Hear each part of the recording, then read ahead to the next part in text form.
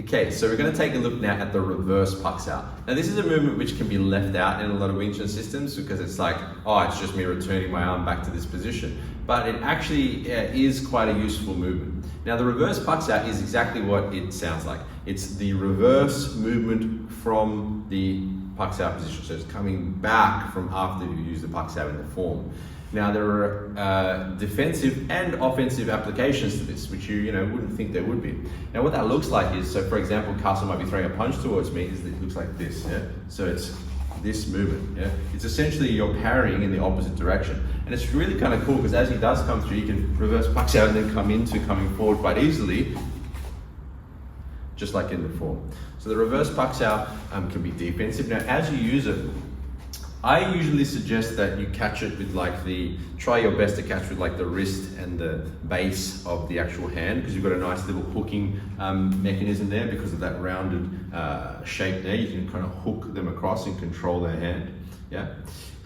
Also because the fingers are, once again, especially when you start out, aren't that robust. So you don't really want to be trying to slap them with your fingers, it might just go across. But here you can see I can actually get a nice little hook on Carson's hand or his punch. And that also works in boxing style format too. It's not that it's limited to vertical punches.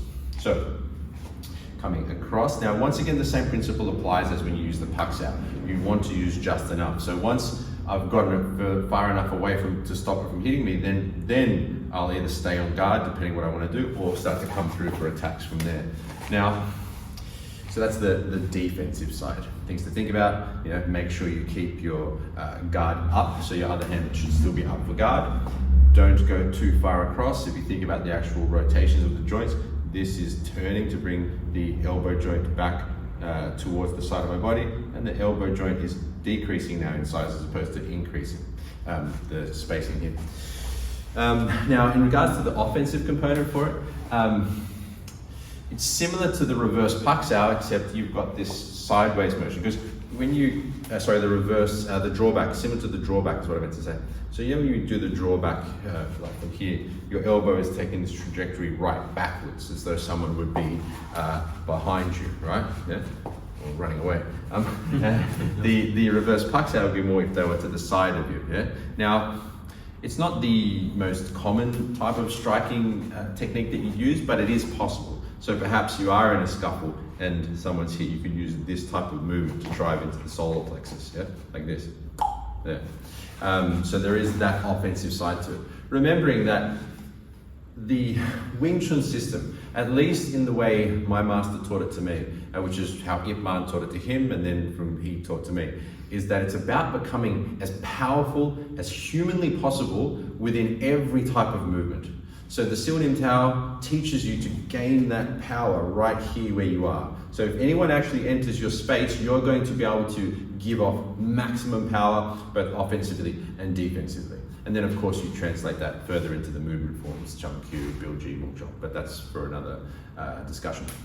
So the reason I bring that up is that all of these different movements are just you gaining full power in your body, so that you're not restricted by certain positions to be able to generate power when you need to.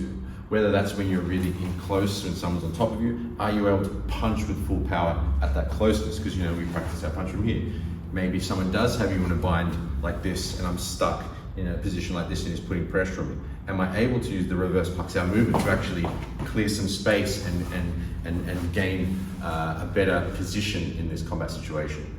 So that's a bit of a side note, but the reverse puck out is another example of that. You're just cultivating power in movement. Okay, so that's a little bit of ideas around the reverse puck out and a little bit of extra on the side. We'll go into our next videos with some exercises and we'll see you there.